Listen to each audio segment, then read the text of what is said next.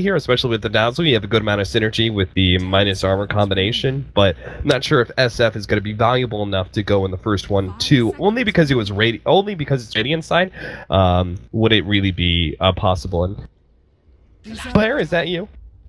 Hey Cap, can you hear me? Oh boy, yes I can. I can hear you loud and clear. Oh yeah, this is the first time we're doing this TeamSpeak thing. You said Durka, I didn't realize it was actually you. I was just kind of getting confused because I'm watching the stream. Durka's still casting a different game, so... Yeah, exactly. I know, I'm on Durka's Steam account, I'm on... TeamSpeak says Durka for some reason. It's just Durka. But it's me, it's Cap.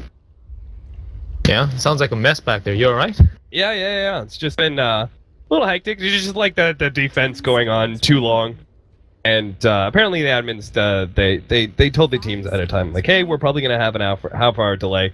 And they were pretty cool with it, but then as the half-hour wore out, Complexity wanted to start. So I just kind of like, okay, go ahead, Durka, solo cast. I'm going to go jump into that other game and get the game started because I didn't want to delay it any All right. So. Well, sounds good. At least we're both here now. Yeah. Does that mean I have to turn on my Dota TV mic, or how does it work now? No. You're still good. You still go through. Okay. Great. Not doing any changes on my end here then. Yeah. There's the Spirit Breaker. So. Yeah, it's an early Spirit Breaker pick, but if you've seen some of their cool games recently, they started running this Lina Spirit Breaker dual lane offlane. I'm not sure if they're going to do it here, but it's an option they can fall back on. So coL have a very strong Lina first pick because they have like 4 players that can play the hero right now. Yeah. Okay. That sounds interesting. I kind of like that idea with different way to be able to run the 4-position Lina that is able to get a little bit more experience than perhaps your normal defensive tri-lane. Yeah. Also, you're actually super low on my end. Is there something I can do about that, or? No, I don't think so. I can't really turn myself up too much because sounds fine in XSplit. So I don't probably just up your volume. I'm not sure about that. Yeah, honestly, it might just be a TeamSpeak thing. I don't know. Regardless, I mean, I can hear you and make out what you're saying at the very least, so I think it's fine. What's our second set of bans? Complexity using a lot of the reserve time to defend. Okay, Wind Ranger. One of the few heroes that matches up decently well against the Lina, right? Lina's really tough to beat in lane. Yeah, she's just I think the Wind Ranger's like a pretty inferior version of Lina. She's similar in some ways, but can't quite match up to the punch that Lina really packs. Then again, they are both squishy intel heroes. Lina is not very good against Clockwork for one thing, so yeah, I can see the ban. And Spectre? Cloud9 been running some Spectre? Yeah, they have. I think the carries that they fall back on most right now are Anti-Mage, Spectre, and Slark. But I'm not sure how Complexity's got to deal with the potential Slark. I mean, they have a lot of burst so far and a lot of lane pressure, assuming that they can dual lane off lane with this. So we'll see what the next ban's coming out of Cloud9 here. Yeah, I saw the Animage and I saw the Slark game, and I was just like, okay, that's pretty normal. Spectre though, not expect any team to really be valuing that one too high. It's actually a pretty strong hero right now. I think Hunt is a very... Pardon me? Why is it so valuable? I mean, it's like the hero as a whole is kind of underrated. I think people have started to recognize that Haunt nets you some kills, and right now in this meta, kills are pretty darn big. Because her ability to catch up after laning phase is not very strong. She doesn't really farm that well per se. But yeah, it's like there's a lot of team fight in the mid game in this patch, and Spectre pretty convincingly wins that a lot of time with just a click of an ultimate button.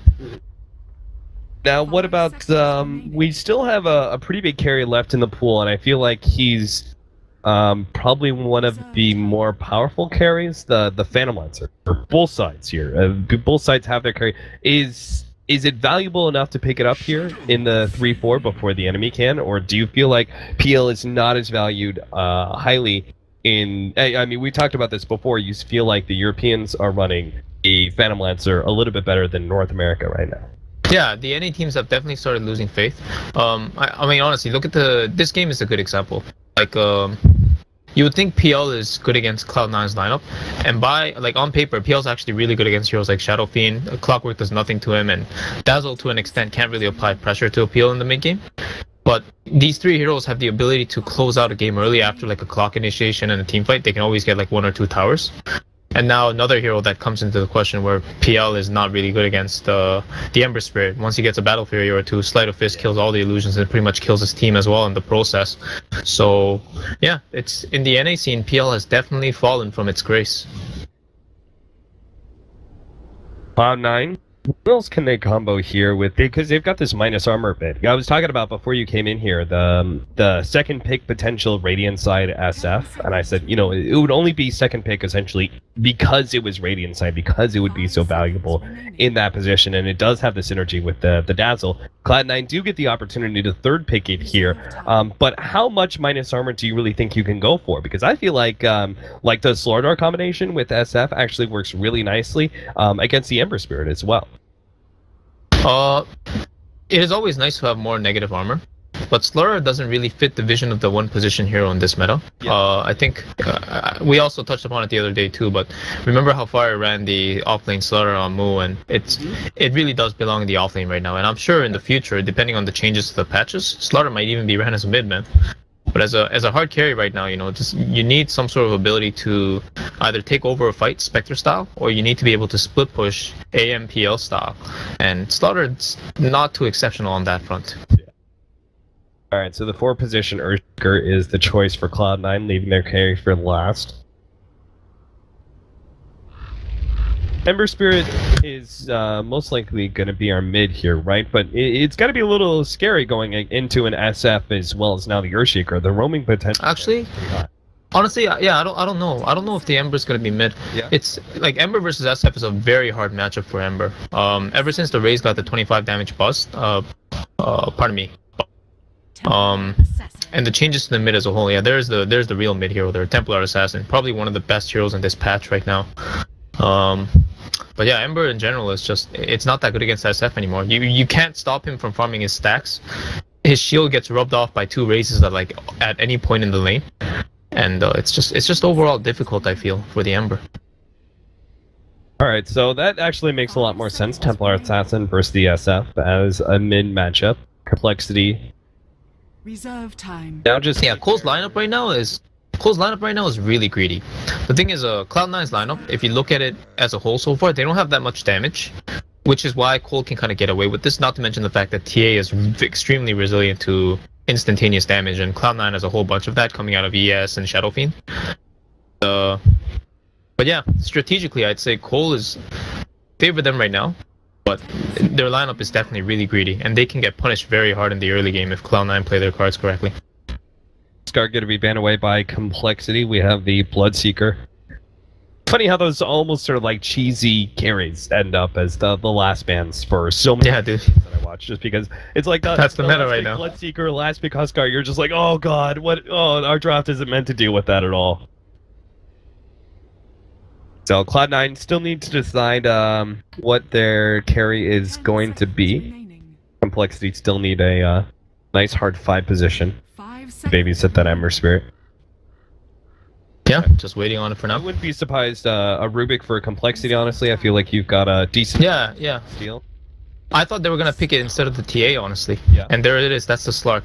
Right. I was just going to say, I think coL was actually aware of this. I mean, if I could stand at the caster table and know that the Slark is coming, then I'm sure coL, who have experience with Cloud9 more than I do, will certainly see it. But I'm not too sure if they were afraid of it. Again, Slark is a hero that in the laning phase, it's not very strong. It's kind of hard to kill. It's kind of elusive with the pounce. But honestly, Lina Spirit Breaker, if they really do go for that option, this can do a lot of hurt for the Slark in the early game phase. And TA versus SF, this matchup kind of goes both ways. It's favorable for the SF nowadays, but I think TA can most certainly win, especially the solo kill potential after 6. So all they really need is a guarantee for the Ember, and Rubik's not only really good against SF, but one of the most referred to tools to deal with the early cogs in the clockwork.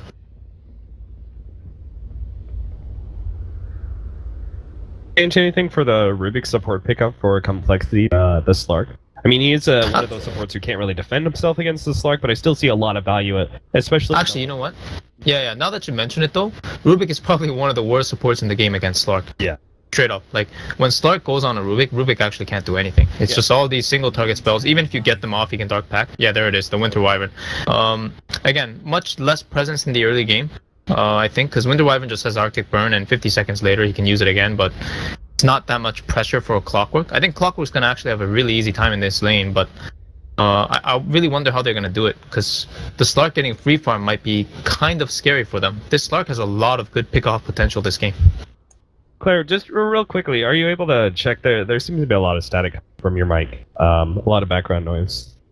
You know, if is it coming from my end or? Yeah, as it goes out every single time that you're. Okay, just give me a moment. I'll be right back. Sure. Winter Wyvern is going to obviously round out the lineup for complexity. Way 2 will be on that one.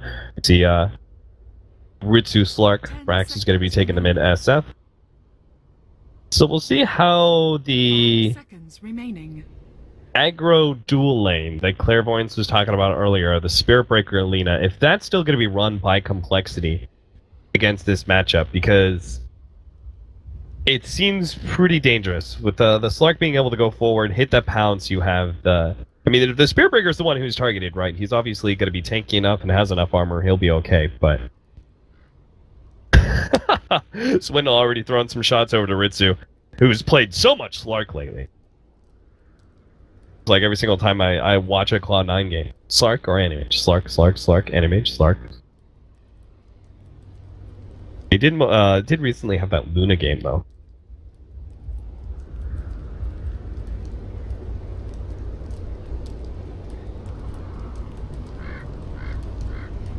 Anyway, pause for both teams to figure out what is going on. All chat back and forth.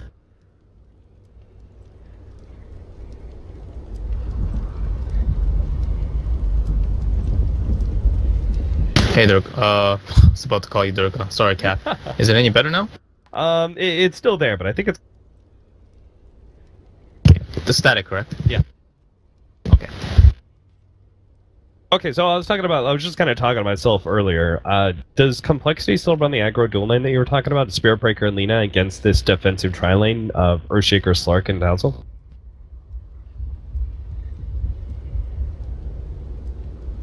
There. Probably just fix like some more. Okay, how's this? Try again. Just start talking a little bit.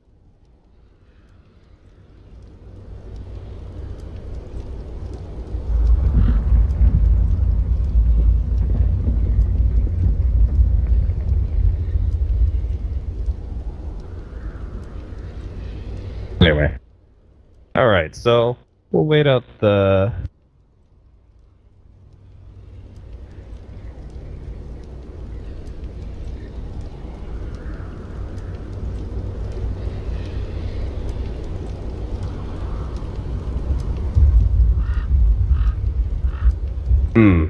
Okay. Maybe...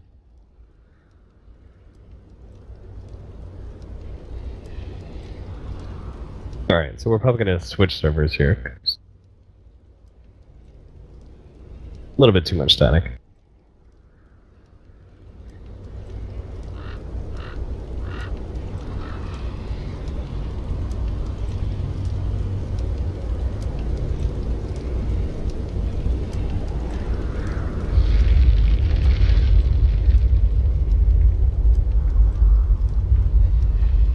Yeah, Skype being down here.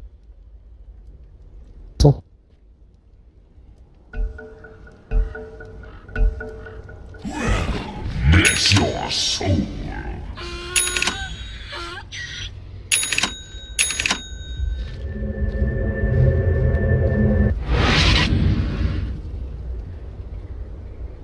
All right, and away we go. We got our game final.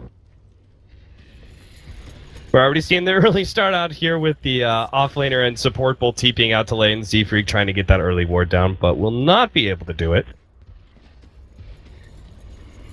So no early block of the camps. Looks like they are still going to run the aggro dual lane, MJW, with the Lina. They paired up with Z-Freak's Spirit Breaker. Hi. Just gonna try to talk. I'm not too sure if anything's different, but It's not the worst thing in the world. Honestly, I think it's fine. okay. Yeah, I don't know how to fix this on my end. I honestly think it's just like the fact that we're trying to TeamSpeak for the first time. Yeah. It's just weird. I tried lowering my settings, but That's okay. Maybe we'll get it fixed for game 2. okay. Anyway, so the Lina Spear Breaker, aggro dual lane coming out from Complexity. You mentioned this earlier. Do you think this is still a good idea given the defensive tri-lane that they're up against? Do you think they're going to do fine? I think it's just there for pressure, and yeah, Swindle's gonna get blocked out of the rune here, so this is a free rune for Brax. In the meantime, Ziz does get the rune at top, so he'll be happy with that. In terms of a good idea or not, again, we'll just have to see how the lane plays out. I don't think this is the strongest tri lane coming out of C9. It's just a very standard one, Dazzle, and ES.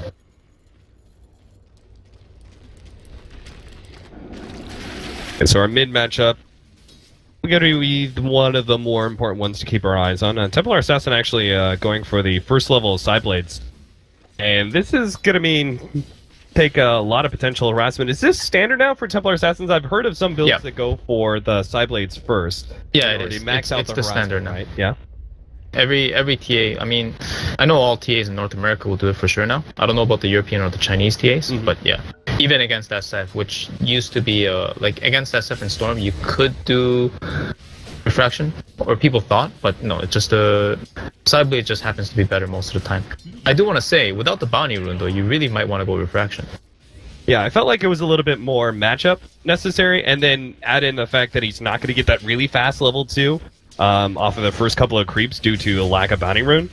He's going to be suffering a lot of early damage. He's going to have to start eating through those tangos pretty quick here. Brax really trying to push that advantage. Does have the health potion over Swindle right now. The other health potion does finally come in for Swindle, and that will kind of even things out for him. Yeah, well, he'll get the lane back here now, so some well-needed CS coming his way here.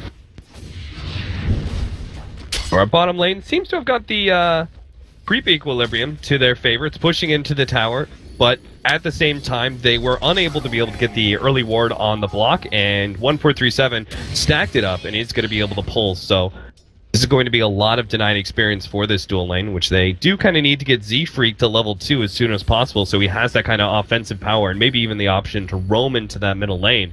But it's just shy by 5 experience right now. Yep, it's a little unfortunate, but in the meantime, Clockwork in the offlane is having a very good time. Level 3, zoning out this level 1 Winter Wyvern with a couple right clicks. Already has boots and stout, so it's pretty unkillable for this simple dual lane so far. But Ziz does have level 2 Flame Guard, so if they do get a good jump on him, they might catch him and bring him down. SVG looking for the rotation across, see if they can catch MJW, but Z-Freaks keep in constant vision here on the side, making sure that SVG doesn't get the opportunity. And the aggro dual lane does seem to work out pretty well. We have yet to see any real aggressive action out from Cloud9 just yet in that regard. Meanwhile, the middle lane seems to be going decently well for Brax, and it'll only go better over time as he's about to pick up that coveted level 5 and start double spamming out the wave. Is currently sitting 12-2 compared to the 11-3 on Swindle Melons. Yeah. I gotta say, Cloud9 is just doing a really good job so far of managing all the pressure. Even Brax, I think he should have been semi-wary, or he might have felt semi-wary of the potential Spirit Breaker charge, but as you said, SB's giving vision for his Lina, but he's also taking away the potential threat that he has on Shadow Fiend, and they do have a mid lane ward placed, so they would see the charge coming. Even at the bottom lane, they have a lane ward too, so this SB doesn't have too many opportunities for the mid lane here. So far, they're getting their CS. Top 2 on the CS board is SF and Slark. So they're doing a pretty good job. Couple denies coming out as well. I'm really surprised MSS is doing as well as he is. Did he start Yeah, out with the Radiant Cog, where he put some of those creeps into the side? Is that how he got so much early CS in order to get the quick boost? Honestly, I didn't pay too much attention to it. Was busy trying to configure my microphones and whatnot. But Right. again, like Clockwork is just it's not an easy hero to zone naturally. When you have a melee carry, it's all the more difficult. And then you have a Winter Wyvern, which is not known to be the best safe lane support when it comes to MJW is laning. going to be caught here. Ritsu does manage to get off the Dark Pack at the right time, but he drops low, and now the charge is going to come in, and there's nothing to stop that one. He'll be hit once and twice for the first blood, and now SVG, they manage to get a good bash in here, 17%. Z-Freak really gunning for it, doesn't quite get it. Now the heal comes out, and they do end up dying. And that was just the missing. Oh, he's battle. charging again, though. Oh my goodness. 1437, bump back. Oh, and there it is. 17%. Just before the Shallow Grave could come back out, Z-Freak knew he was stocking up those bashes, and now he's going to go for 1437 as well. Bash, not quite diving. yet. One more hit. 1437 Oh, man. though, has the Shallow Grave, and he's trying to bait out Z-Freak. Ritsu actually trying to go for that kill on the Spirit Breaker, but there's no way he would just be able to stay one step ahead of Ritsu as it is. So Z-Freak's actually gonna back into the jungle here. Looks like he's trying to get himself into a position for a good charge into the middle lane. Yeah, he's also scouting stacks in the meantime, and TA does have traps available. So this Shadow Fiend seems like an easy kill until they realize the Earthshaker's camping him. Then they'll know that they can't actually make a play, but they might go for it anyway. They Looks slow like, yeah. down Brax with the trap. The charge's going to come in now. They do hit Brax. Winnemons comes forward. Melt Strike and a Dragon Slave out from MJW does take out Brax. So heavy commitment there from Complexity, but well worth it as they get the kill on the SF and back out. That was really unlucky for Cloud9.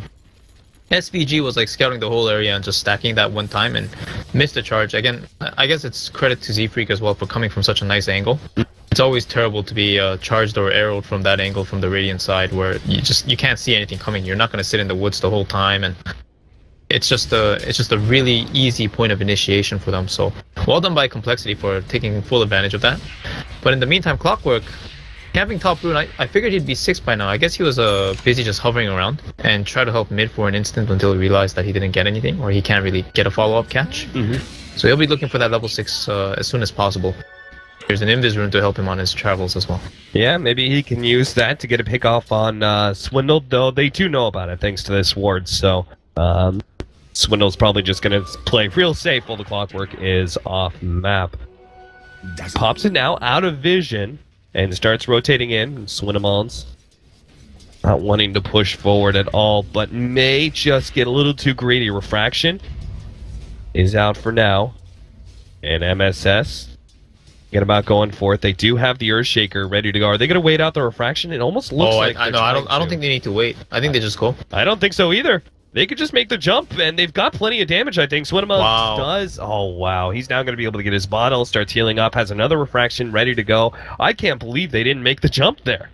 Yeah, I think they go for it for sure. You know what? I think they're going to go here now. Yeah, they finally lock him down. Will start bursting through him, but he doesn't have the belt. Turns around, starts getting some damage. Mass rotations, though, coming out from Complexity. A nice two-man Fisher, but that was 3 different TPs towards that middle. Yeah, that's actually worth it. At the end of the day, even though they didn't get the kill, and I think if they did it like on the previous creep wave, they would have gotten it for sure. But yeah, that was still totally worth it because they forced 3 ports. And look at this, Ember's walking back to his lane, missing a creep wave. Nina's doing the same thing, and Winter Wyvern's now sitting behind the Templar at mid. Lark does have his level 6, so opportunities for extra aggression now at that bottom lane. We'll see if he actually gets the opportunity, though. Yeah. Swindle's still trying to... Do they have stacks up in the Ancients? No, they don't. Not yet. That's what Way 2 is going to be doing now, but you need to start setting that up. It looks like Swindlemon's, though, is going to be going for the early Roshan here with this build. He's got 2 levels of Meld rather than more levels in Psyblades, which is usually associated with stacking and clearing through Ancients. Yeah, I'm surprised. I'm surprised he's settling with just 1 Psyblades. Level 2 Psyblades honestly feels like a world's difference. Even though it's a linear scaling from 60 to 120, it's just like you feel so much more comfortable attacking from that distance. And you really do notice the difference. Hasted Cow just barreling on through the jungle. SF kind of scares him away. They do have this rather large hard camp stack, which Brax is going to farm up now. So he'll get himself back up to max souls. Well, Z-Freak's going to steal EXP here. This is good. Yeah, gets a little bit, and That's definitely a good start. Ritsu also clearing through the easy camp stack with the help of his Dark Pact. Radiant's Does Ritsu usually go for this build every time, the max out Dark Pact for greater farming capability? Yeah. This is the standard Slark build now. Ever since they nerfed the pounce damage, you should always max Dark Pact. It helps you farm the woods with the tread swap. Yeah. And, I mean, it really plays to the hero's strengths, right? So... Yeah. But speaking here, it doesn't actually look like he's going for treads. It looks like, obviously, eventually, but he's going to go for the early Midas. Do you agree with this pickup? Do you think the early stats, especially given he's dealing with such early laning phase pressure, do you think that the stats would have been more valuable? I think the Midas is completely fine. I always support the idea of playing Slark with the Midas. Yeah. It's kind of just like, can you get away with it kind of thing. And so far, coL's applied a lot of lane pressure, and they got some good early kills. But they haven't been looking to do much else, honestly. It's just Dizzy's farming the safe lane. He has a Drum of Endurance recipe instead of rushing bots or anything like that. So he's not going to be putting pressure for a long time, especially on the tower against the Dazzle. Mm-hmm. Earthshaker's been stacking. SF's just content pushing out the waves and farming stacks until his mech. And yeah, Clockwork's really just looking for a counter initiate, and I think coL respect that to an extent as well.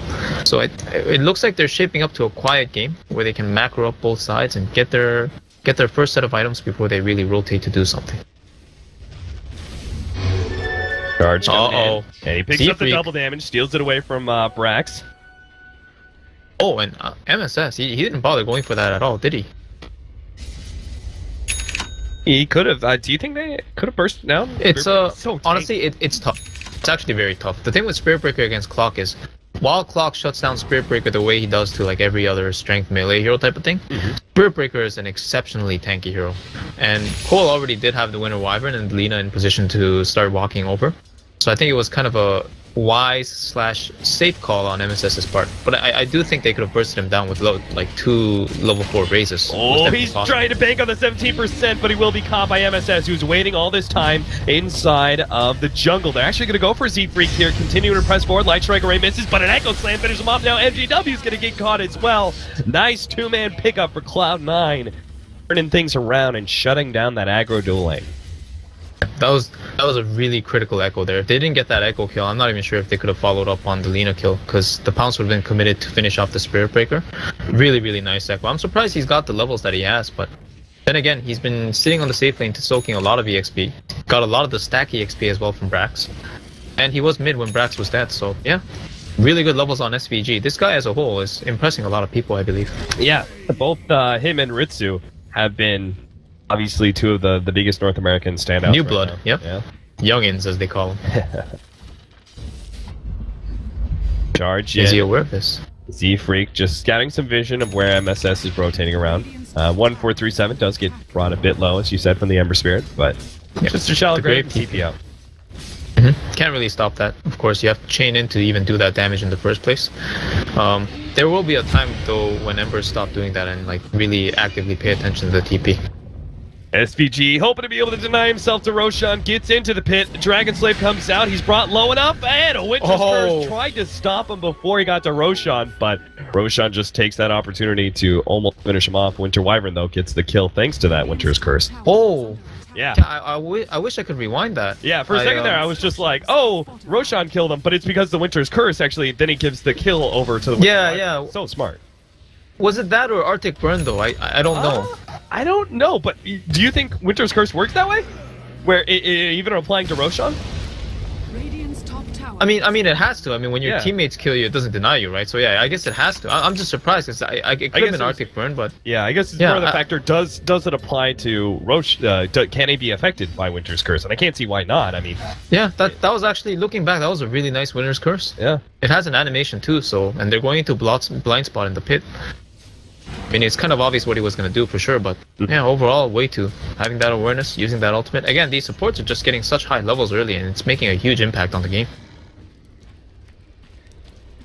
Slark is about to be level 11. Top lane, 1437. He's just aggressively being here because he knows every single time that Ziz, if he's going to be able to get the kill, it's off of chains. Now he's going to be caught, though, because MJW is here as well. Shalgrave gets laid out, but Electric this is not going to work this time. So. Yeah. As soon as he saw the Lina, I'm pretty sure as soon as he saw the Lina, he doesn't do that anymore. Just save himself to TP.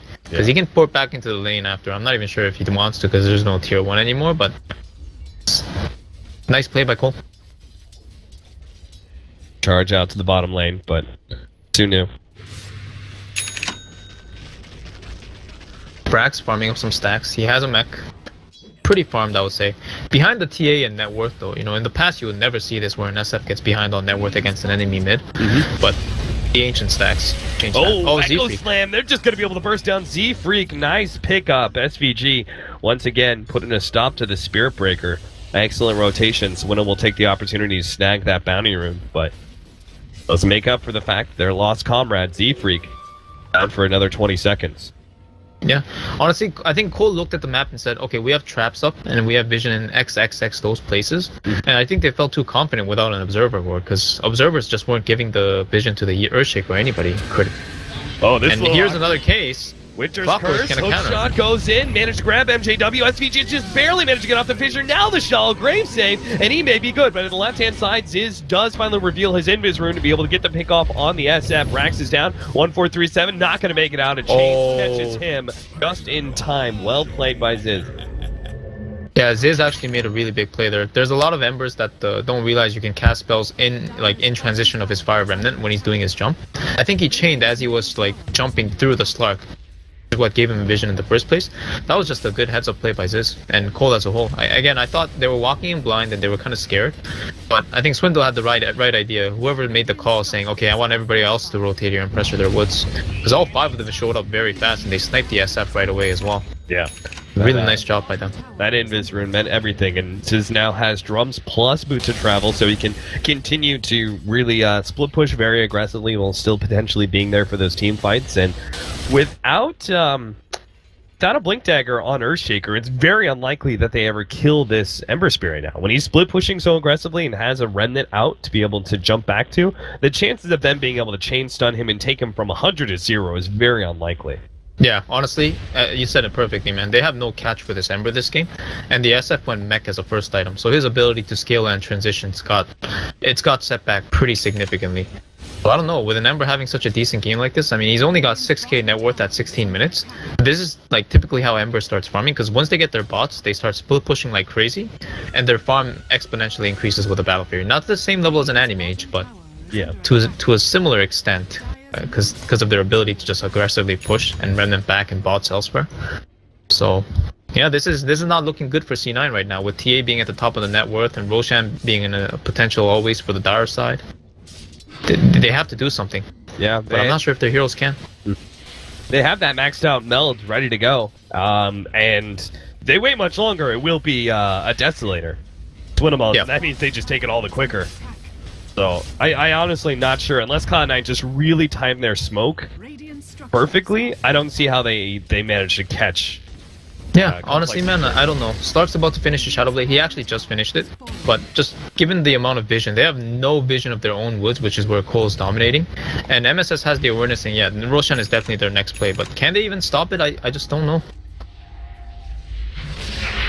Just gonna clear through some more of these stacks. 4-7 right now. That board is going to be looking pretty scary soon. 2,000 experience lead for coL and 4,000 gold. Yeah, this is like a very typical clock game though. Do you see how MSS, he has such a good start, good lane and everything, but every time he has rocket up, first of all, it's level 2.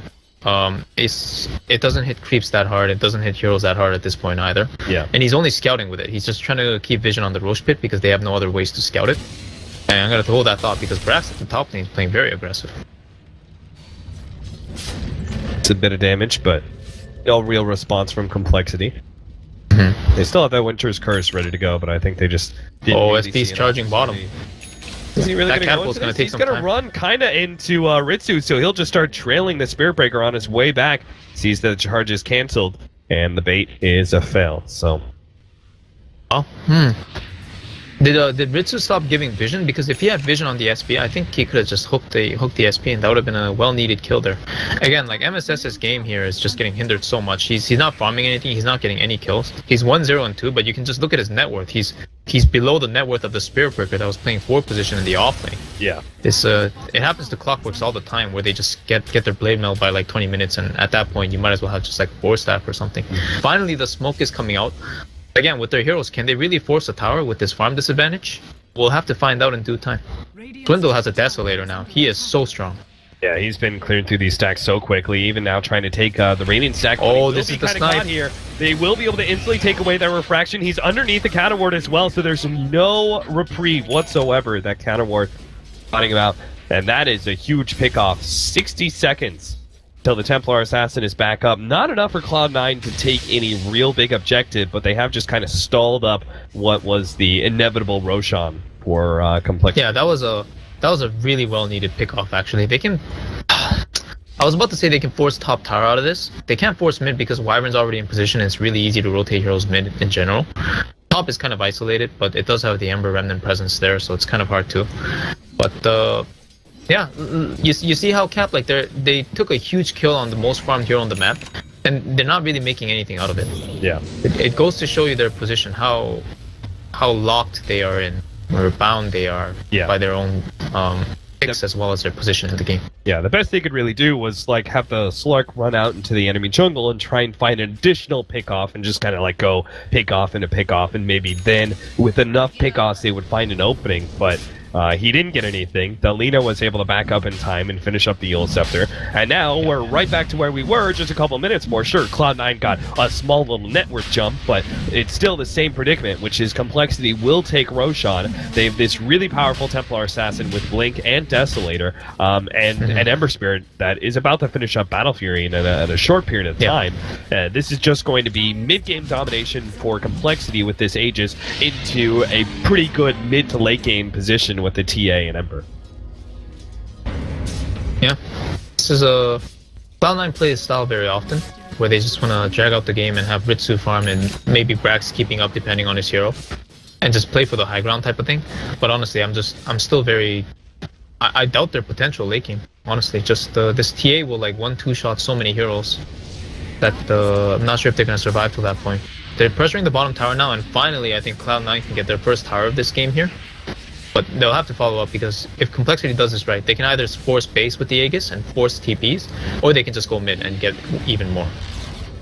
Oh, and 1-4-3-7. They're going to go for 1-4-3-7. The chains will stop them, so they do get that pick off right after the tier 2 tower. So tier 2 for tier 1, plus a hero on the side. A great trade for Complexity. And tier 2 mid. And as you said, you're going to go tier 2 middle. What are the items that Cloud9 need? I mean, we now have the BKB for Brax, so that's a start. Do you need something additional on Ritsu before you can really fight? Oh yeah, for sure. They need multiple items on their carries. This is the big concern for them right now. And I'm gonna have to hold that thought. Oh, the Brax TP, so the SB wasn't able to charge and scout out the Clockwork and the Slark. But yeah, in their game position right now, what they need is both an item advantage on the TA, on the Slark, as well as the Shadow Fiend. And at this rate, they're just not gonna get it, man. They're getting pressured too hard on their lanes, and I'm not sure if coL will get a gem. But if they get a gem and start dewarding the map too, they're gonna feel super pressed. Like the only hero that can walk out is like Ritsu. But he even mentioned gem.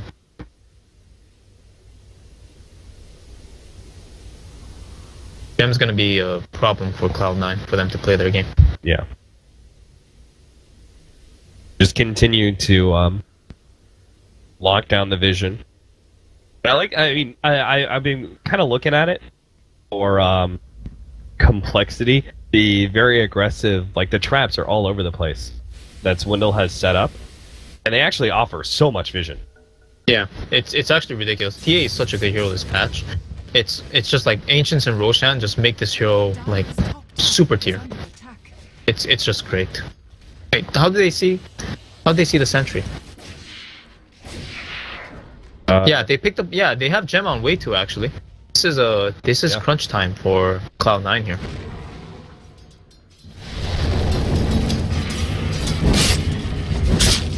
Arctic Burning, going to high ground, scouting out for wards. They will find the one in their woods. That's a very common one placed. It's 3/4 of the time passed, so it'll expire relatively soon, but they will find it, they will deny it, and Cloud9 will feel the ever-growing darkness of the map. Yeah, they certainly will. They've only got that one river ward, and that's actually going to go away in 35 seconds, so no need to wait out complexity finding it.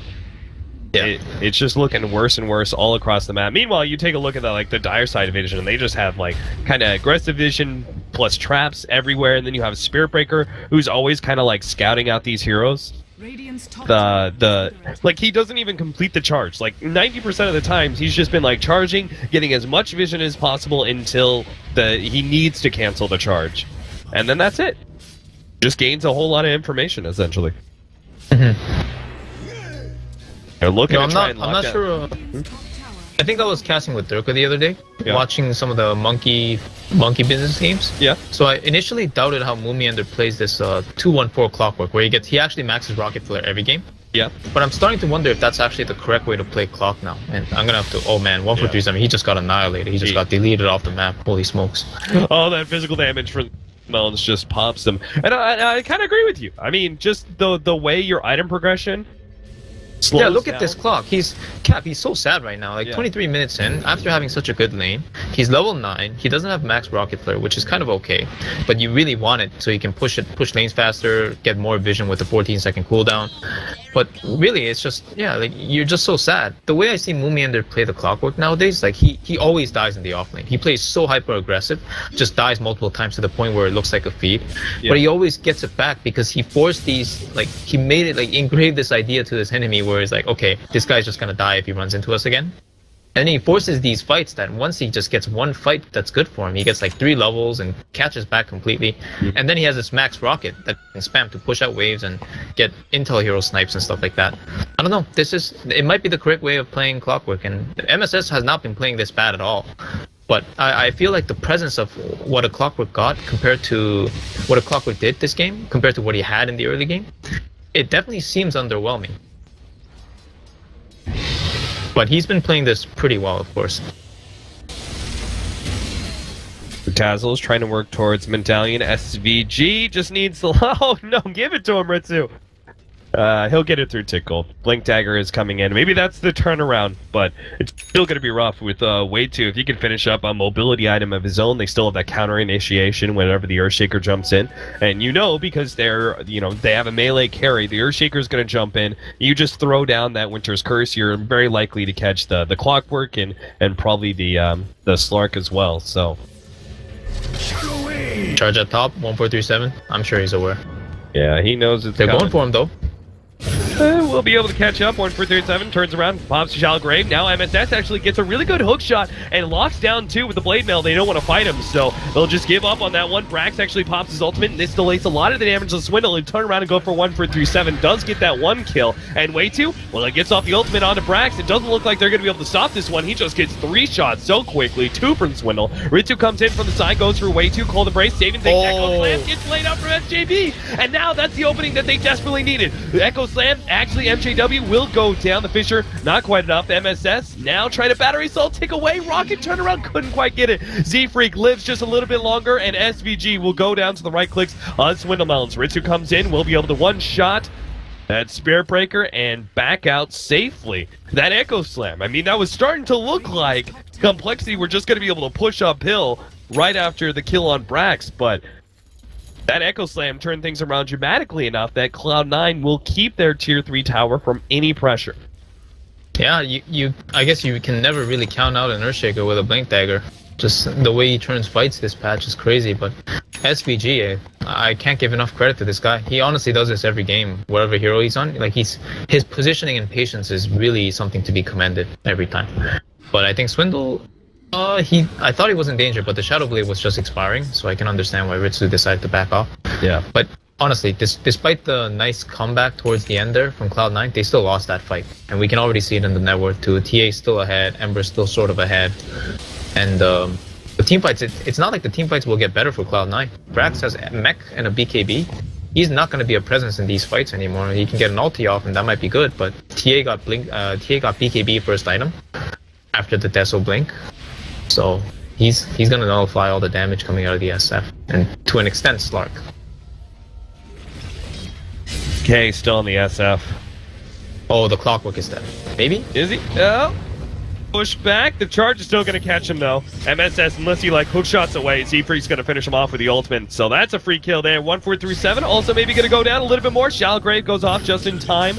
And they're still going to chase him down. Brax actually threatening the ultimate there, but Ziz can just jump back to his remnant at any point in time, so they hold on to it. That'll be the Dazzle on the Clockwork down. Clockwork does have a buyback and has the hook shot ready to go, so if Complexity push in a bit too deep, they may try and challenge them. That'll require Ritsu to come back. TP scroll. Simple Fisher Block and Complexity are not going to try and push uphill. They're very content with where the game is at this point. They're not going to try and rush things too much. The charge in, they've actually caught Ritsu. Ritsu should know because of his ultimate, but he also probably realizes he's far enough ahead that Z-Freak won't really be able to threaten him too much. Oh dear, Z-Freak is in trouble now. He doesn't have a TP. Oh, Ritsu's just gonna get out, yeah, because he's scared. He doesn't see anybody else on the map. Little does he know that the entire team is far away and that he could have actually sniped them or something. Close to it anyway. Swindle was coming, so it's kind of a risky move regardless. Do you go for Bash next on Ritsu? Just additional lockdown that you desperately need? Well, he has the poor man Scotty, which is the SMY. I guess you could. I think he definitely needs one at some point in this game as well, because he's pretty much a solo carry at this point. While his team is creating like chaos and havoc in the fights, he has to do like the bulk load of the damage, the one to kill the Ember and the TA. And again, they do lack catch for the Ember, so Bash is probably a really good item here. Not sure if that's what he's actually going to go for though. He is relatively squishy. If he does get caught, he'll be brought down for sure by the Templar, Lina, and all these other sources of damage. Cloud9's going for a 5-man smoke here. This, again, like with 5-man smokes, it's just too obvious. I don't think Complexity, like anybody on Complexity, will get caught by this one. Yeah, But you know what? Now that I look at it, it's a Roshan smoke, so they kind of had to do it. Yeah, it's top and bottom lane, both pushing in. I'm sure Complexity are aware of what's happening. In fact, they see, Ritsu's going to be immediately double ulted here, but it's not going to be enough by itself. Echo Slam gets laid out, 2 already dead, and the Clockwork just barely managed to survive. In fact, he's healed up pretty well. Ritsu got off the ultimate, will be able to turn things around. He'll come back later. MSS, he's definitely dead. Ziz and Swindlemon's just output too much damage. Now someone needs to save Brax. SVG, he's got his Fisher, lines it up, and can't quite get it just yet. Stunned up a little bit by Ziz. Now he's in some serious trouble. Needs to be able to buy himself some time for a blink out, but that's not going to happen. He's going to die to MJW next, and Ritsu never really found that opening to head on in. He just gets the kill on the Spirit Breaker, and that was pretty much it. Once they got that 2-man initiation, where it got double ulted, and they got those 2 kills, it was starting to look like, okay, maybe they can actually turn as a group and fight against Ziz and Swindlemones, but their damage was just too great. They just cut through the members of Cloud9 too quickly for them to be able to group up. Yeah, honestly, Cap, that fight was like a perfect example of the weaknesses of the draft coming in for Cloud9 against coL's lineup specifically. Like, coL have just way more sources of damage. Every hero on coL can do some sort of damage one way or another. Yeah. On Cloud9, they have Dazzle and Earthshaker and Clockwork. Clockwork, after he cogs like that, he doesn't have any more damage. Earthshaker after Fisher, unless he's getting a huge echo, which he kind of did, but there were like 2 dead targets already because they were in the cog. So after that, he doesn't really have a follow-up on other heroes either. So again, like this is a solo carry Slark game with the Shadow Fiend. Oh, pardon me. I thought Shadow Fiend just finished the Scotty. I was like, holy crap, where the hell did that come from? But, oh no. Yeah. Right, even if he had a Scotty, it would have been hard. And of course, look at his farm right now. He's nothing close. He's got 2 pieces. No, he's got 1 piece. But yeah, that's basically nothing close to it. Yeah. He just picks up 1 of the ultimate orbs, but we have a full Scotty, as you saw from Ember Spirit now. So a lot of. Yeah, have MKB. Oh yeah. Is it MKB or is it Daedalus? If you're this far ahead, and you know, especially the SF showing the ultimate orb, do you go Daedalus now? No, he actually has the MKB. Yeah. Yeah. Honestly, it's fine. MKB is a really good item regardless. I know Daedalus generally gives you more damage, but this game he's 1-shotting, 2-shotting supports anyway. Like, it doesn't change the game. So why not just shut down that potential Solar Crest / Butterfly coming out of one of their cores or supports with the Solar Crest, right? Right. This is a good item, and I think they're gonna look to push high ground off this with the Aegis. Yeah, you could also probably say that. He finished up the MKB right before the ultimate orb could have been seen. So maybe he just assumed the SF was going for the butterfly next. So yeah, Scotty's down on the Ember. He's really strong, and this is kind of a lot of Embers have begun to start picking it up more frequently, the Scotty. It's very good. we used to do this on Cloud9. It's just the build-up for the item is kind of awkward for a hero like Ember, who doesn't really burst farm. So, again, they're gonna just high ground off this Aegis, and I think they can do it. They're super strong right now. Push forwards, Window Mountains. Starting to chip away at that tier 3 tower.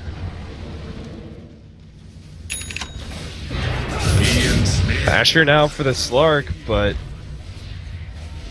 not an item. Honestly, I think it's going to change a whole lot unless he gets real lucky. I think Swindle, when he chained the 1437, I think Swindle could literally just blinked and one-shot him. I don't know. That's it's a pretty easy kill on the Dazzling if they get it, which they could have, I think. Then the fight becomes that much easier. Waited out the weave, and they'll probably push aggressively. That weave was probably the most dangerous factor. Else Winnamounts could just sit on the front lines and easily take down the tier 3 tower. Yeah. They can take a slow siege like this too. Again, the Aegis is probably around for like another 2-3 minutes, I believe. Yeah, 2 minutes. You're right. There it is. Oh, there goes the tower.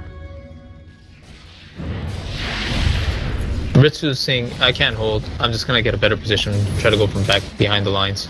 Yep, Yeah. pounce down, Shadow Blade it, and this might be their goal.